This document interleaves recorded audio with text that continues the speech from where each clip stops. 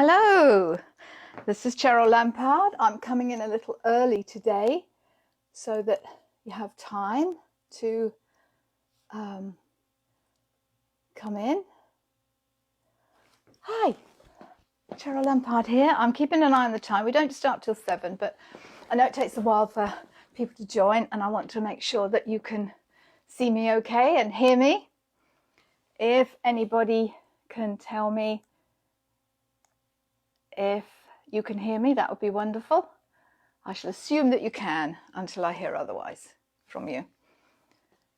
So I hope you're all well this week. Just keeping an eye on the time here. Just under a minute. Oh, just short of actually 15 seconds to go. So timing seems good. So welcome to Knitter Matters. Anyway, I love Knitter Matters on Tuesdays.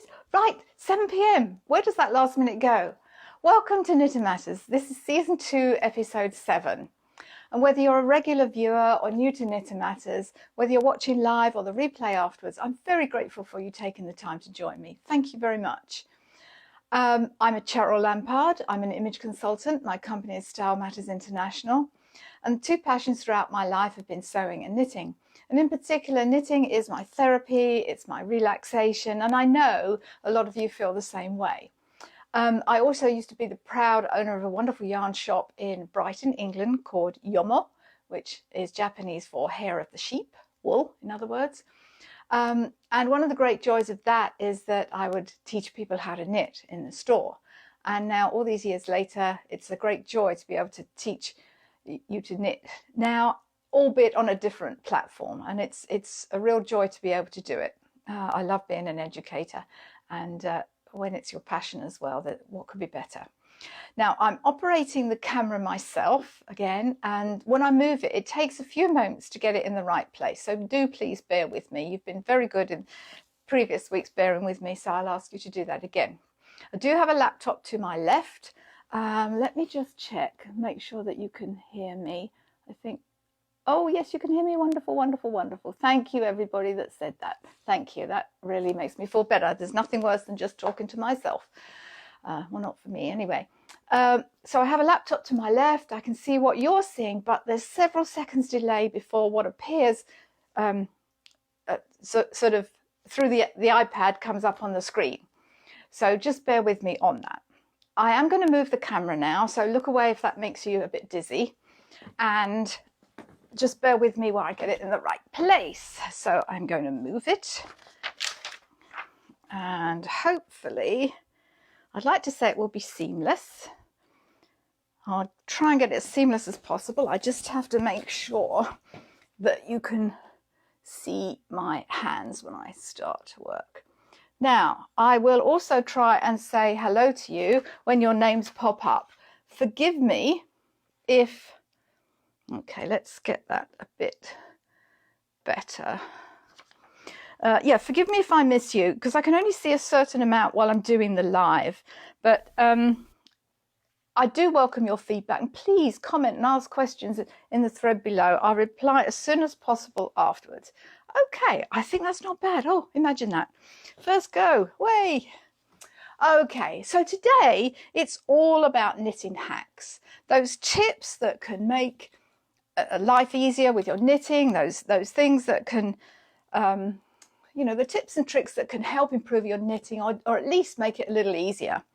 And you know, as with so many things, often the simplest and easiest ideas are actually the genius ideas because of their very simplicity and the things that make you go, why didn't I think of that? It's so simple, why didn't I think of it? Just turn this light down a little so it's not so glary. That's a little better, isn't it?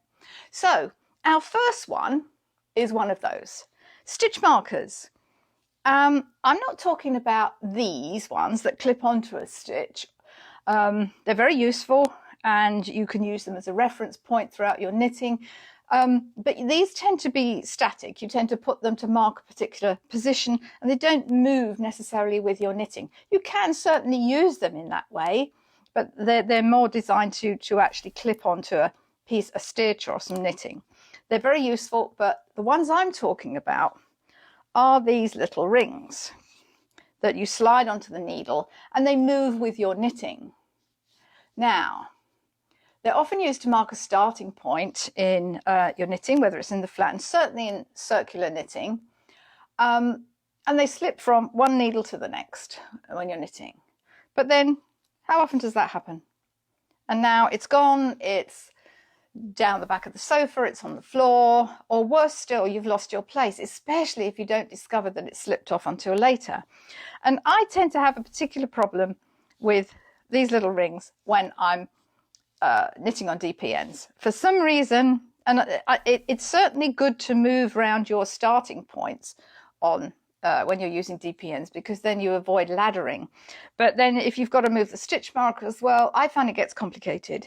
Maybe that's just how my brain works, but I don't find it as easy, and I usually end up with it on the end and then it's off as soon as I move. So we don't want that. So I think this is just genius. I can't claim ownership of it, but it's so clever. So all I've done here is a piece of straightforward knitting, and let me get in the right place. I've used some yarn, a loop of yarn, to be my stitch marker. So I knit in the normal way. I'm not going to knit this, I'm just going to slip this from one needle to the other.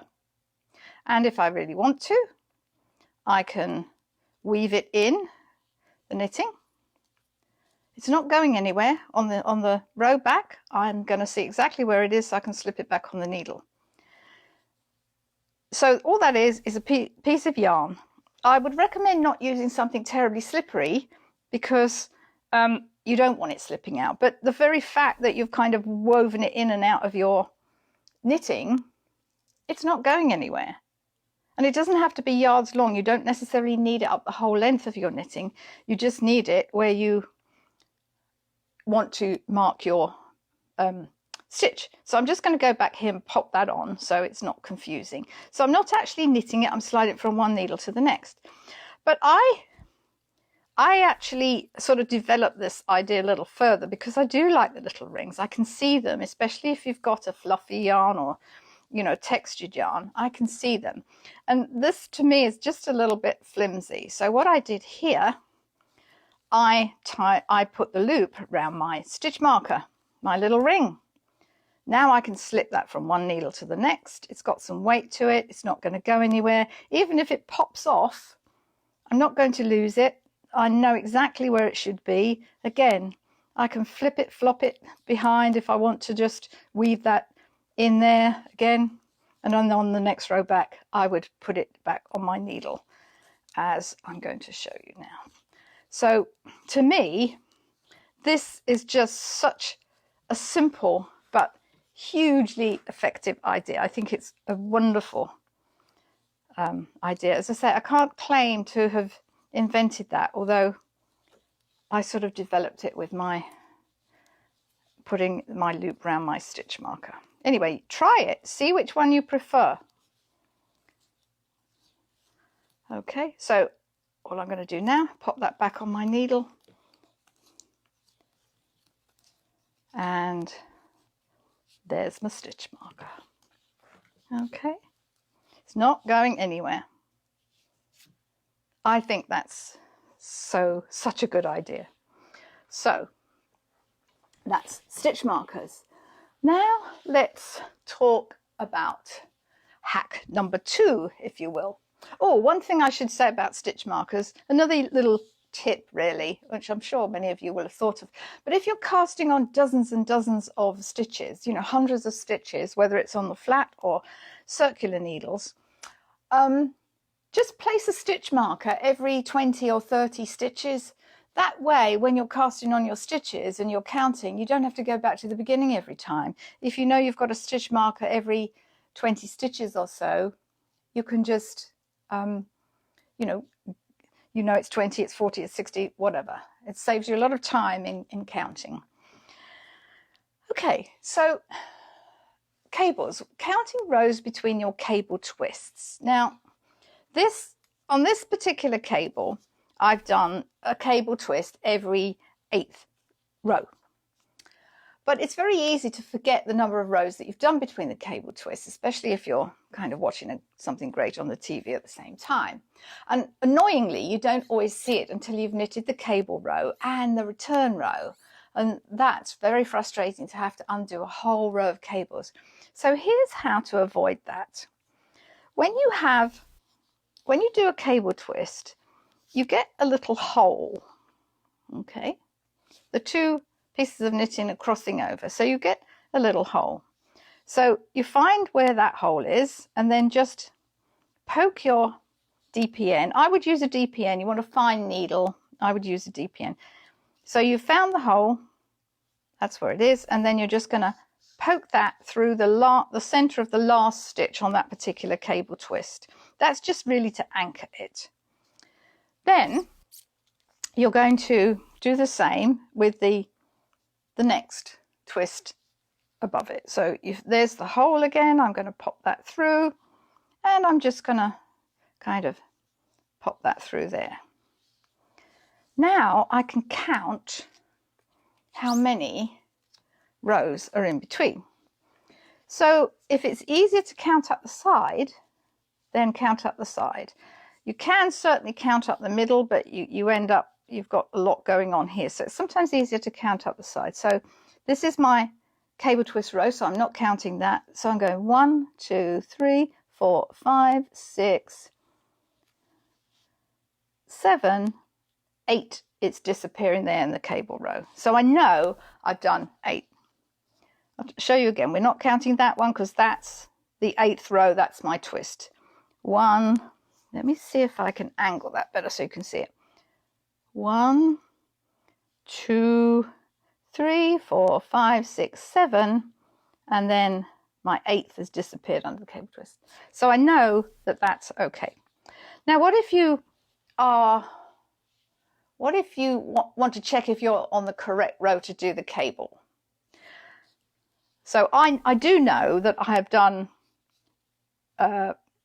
7 rows here, so my next will be the 8th row. I do know that, but let me show you how you would check. Again, you're just going to find where that little hole is, okay, and then you're going to poke your DPN through just to anchor it, and then let's count. So I'm not counting that row because that's my cable twist, but let's go up the side. 1, 2, 3, 4, 5, 6, 7. Okay, and let's think about this. So my cable twist would be my right side row. This would be a purl row, a knit row, a purl row, a knit row, a purl row, a knit row, a purl row. So I know for sure that my next row is a knit row, and that's my cable twist. Okay, so that's a useful hack if you forget where you are, and it happens all the time. So as I say, there's nothing more frustrating than doing a whole bunch of cables and having to unpick them. And sometimes it's hard to see until you've come back on the other row. Okay, so let me show you another really cool hack. So one of the things is when you're knitting cables is that you get some cable distortion. So this is our third hack. You get some cable distortion on where you do the twist. This tends to get a little elongated. I'm pulling that out so you can really see that. But on this cable, on this right cable, these are actually kind of a bit loopy there. And so too is this strand here, the purl strand here. And certainly if I had done this in a slippy yarn, or a slick yarn, a silky yarn, though they might be a lot more obvious, and kind of I don't really like it. Now, what happens is when you're transitioning the yarn, when you're knitting, when you transition the yarn from a purl stitch to a knit stitch, you're bringing the yarn from the back of the needle to the front. And the yarn's actually got to travel further than it would if it's just doing the same stitch next to it. So you're using a little more yarn between the stitches.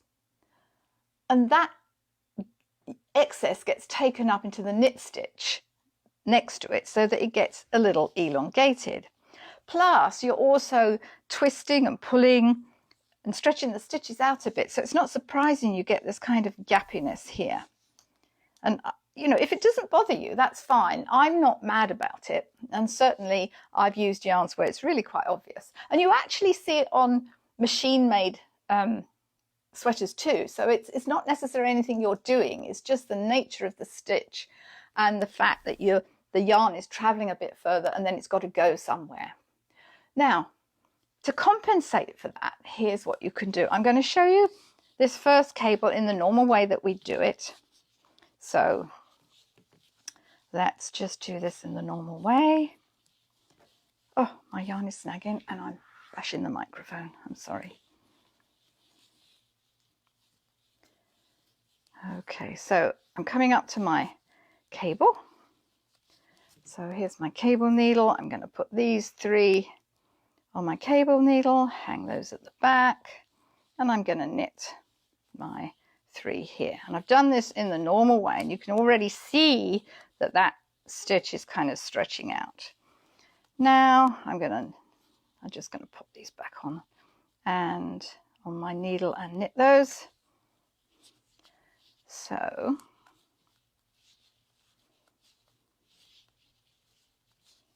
okay, I'm going to now go up to this next cable, and before I show you what I'm going to do, let me show you the difference. If you look here on this cable, it's much neater. We don't have that stretched, elongated stitch.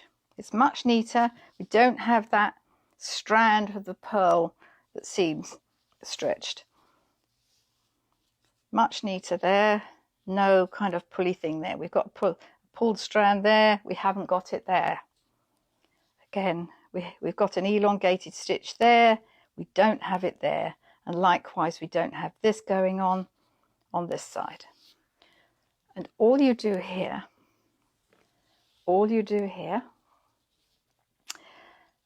you purl, but instead of going over, we go under. Okay, we're still doing a purl stitch, but we go under the needle. The yarn hasn't got to go as far round under the needle as it would going over the top. Okay, now I put that back to do my cable. Put my 3 stitches off. Doing this exactly the same way. The only difference is that purl stitch that butts up to the edge of the cable, and I'm only going to do it on the cable twist rows. I don't have to do it on all the other rows. I mean, you can do if you want, but I don't, because it's that cable row that I want to be really snug.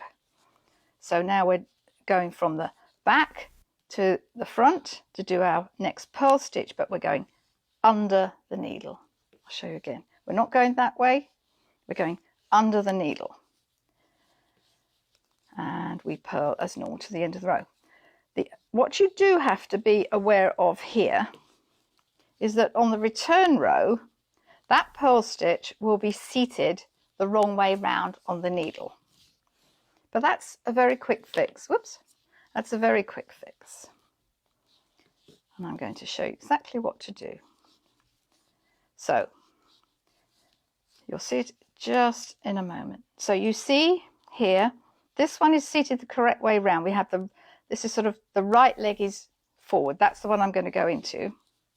Oh, yeah, I've miscounted. This is the one that's troublesome. Let me put that next to it so you can see.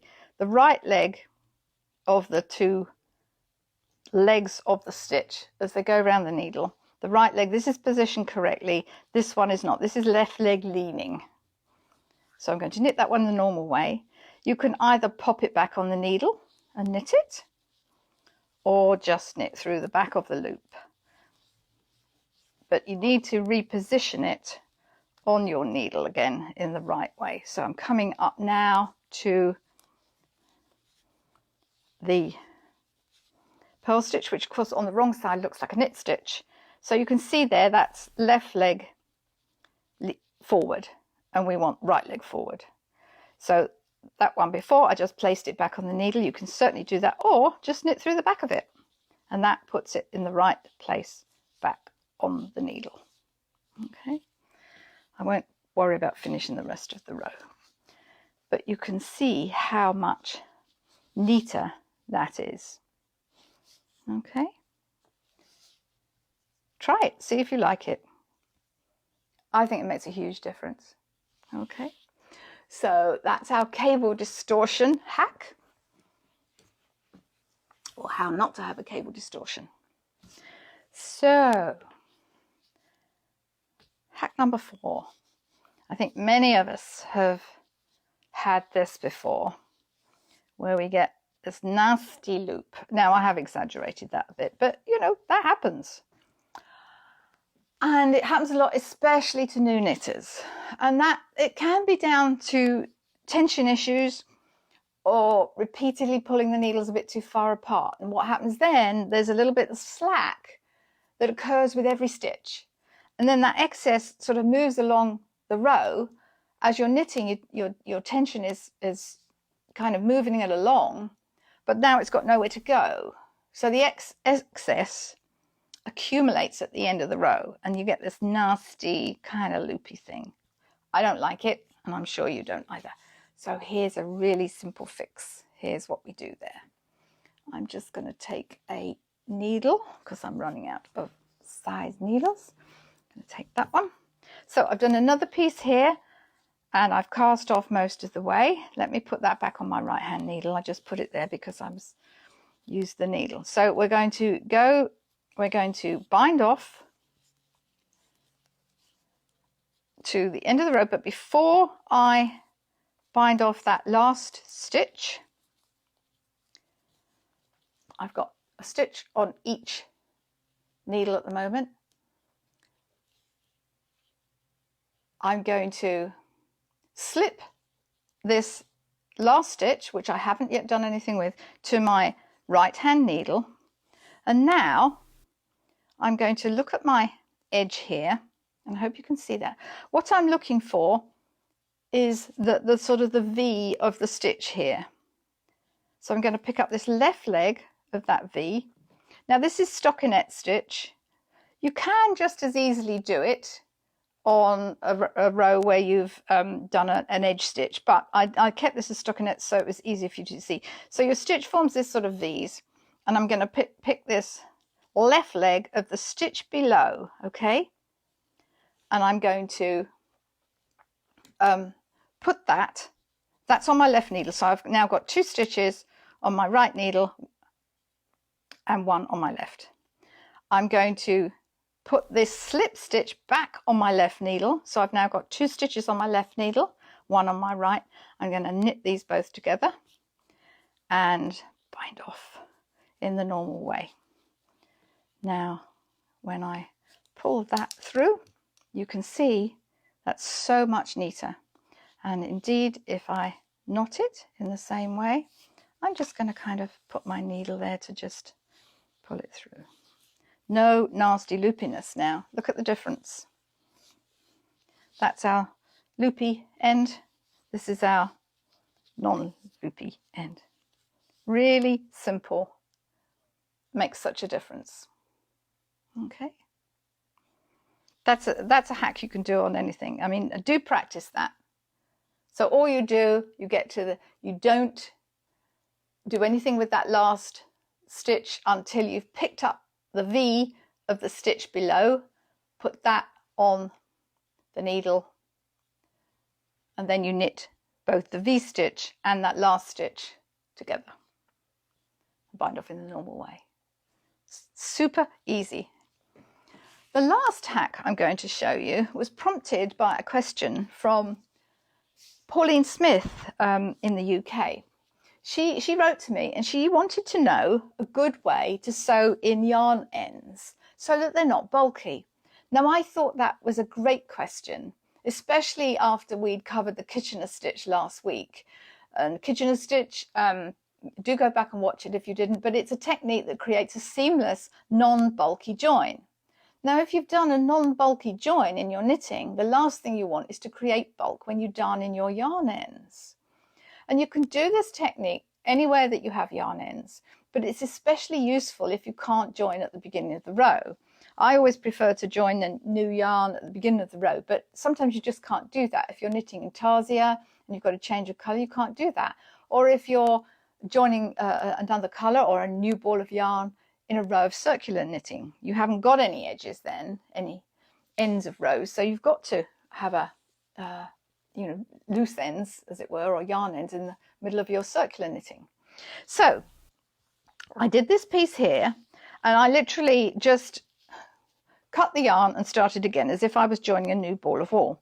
Now I've actually worked one of the yarn ends in already for two reasons. One, to show you how smooth and seamless that can be, and you can just see I left that little tuft of yarn there so you could see actually where it went, and there's nothing wrong with leaving that in. You can kind of smoosh that in and it's not going to go anywhere by the time, or you can just trim it right off, but I left that there so you could see it. But there's no bulk there at all. And what I did here, I had loosely tied the ends together, otherwise I would get a hole when I was knitting. And now I'm about to sew in this other end of yarn. Now, yes, on some piece and some knitting, you certainly can. Oh, I might need a slightly, yeah, okay, that should be all right. I'm just looking at the needle eye size. So I could sew that in and weave that in, but it's the thickness of my knitting yarn, so I'm going to feel it. I'm going to get a bit of bulk there, and I really don't want any bulk at all. Imagine if this is on the toe of socks, or you know, on the end of mittens where you've done a lovely Kitchener stitch, so you've got a really seamless join, and now you're going to make it bulky again. Well, here's what you can do, and this works particularly well with wool. Any plied yarn this will work well with. So I'm going to untwist the yarn. This is in this particular, this is a wool yarn, and it's got 3 plies to it. So I'm just going to separate these. This, okay, untwist it. Huh, worked perfectly, the other one. Okay, there we go. And untwist it again, because I want to work in each ply separately. And you might think, oh my goodness, that's an awful lot of work, but you'll be glad you did. So I've got my 3 plies. I've gone this way and this way on that yarn end. Now I'm going to go the opposite direction with this one. So I'm just going to thread my yarn needle. There we go. And there's 2 things I can do here. I can certainly weave it in and out of the purl bumps, because it's fine enough to do that. It's certainly not going to show through on the wrong side. So I can do that. I'm not pulling it, I'm just doing it very lightly. I can do that. You know, it's just not going to be seen on the right side. You can't see that at all. So I can do that if I wish. And I can do that. And I'll show you what else I can do. There's something called skimming. Let's get another strand. I can, let's rethread my needle. Oh, no, that didn't work, did it? Okay, that should work, yes. Here's something called skimming, where you literally just kind of splice through the purl bumps. And much as I don't like splitting knitting, this isn't going to harm it in any way. You know, you're not splitting the yarn as you're knitting it. You're literally just skimming through. There we go. And let's just do the 3rd one. Why not? Okay. And this one you can, if you wish, you can sort of go downwards. Again, being very careful. And you know, it's not going to go anywhere. If ever you've tried to unpick knitting, especially when it's wool, you know it's not going anywhere. Really seamless, really flat. And how long did that take me to do? You just watched me do it. It's really not that much of a kerfuffle, and I've done it fairly quickly there. But once I've kind of cut those ends off, And I probably would have done myself more of a favour by leaving a slightly longer yarn end and then cutting it off. But again, on the wrong side, completely smooth, completely flat.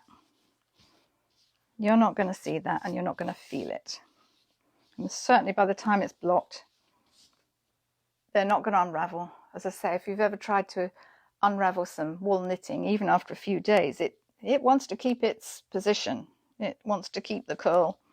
So, Pauline, I hope that was helpful to you and to anybody else who was watching, and I hope that answered your question. Okay, I'm going to reposition the camera now to finish off. So again, look away if that makes you dizzy. Bear with me a moment. Okay, I don't like to say to finish off when you're not looking at me. It doesn't seem right to do that. So, okay. Well, I hope you enjoyed that. Don't forget, this is the bit I've got to struggle with because I can't see what you're seeing for a minute. Okay, don't forget that our friends at Mary Maxim offer 20% off of one item. It's the highest priced item in your cart, providing you use the promo code Cheryl at checkout. You must use that promo code, and this is on their marymaxim.com. Put the promo code Cheryl in and you'll get 20% off your highest price item. As always, this episode and all others are uploaded afterwards to the Knitter Matters page, the Facebook page, and it also goes onto our YouTube channel of the same name, Knitter Matters. So you can watch the replays at any time you wish. Please subscribe to our YouTube channel if you haven't already done so. There's the whole playlist of all the videos, and do like our page as well. If you're searching for this replay later, it will be season 2, episode 7, and it will say knitting hacks. So thank you again very much for watching me. Join me again next Tuesday at 7 p.m. Eastern for another Knitter Matters. Until then, keep safe, keep well, keep knitting, and bye for now. I'll see you next time. And I just have to get up and turn off now.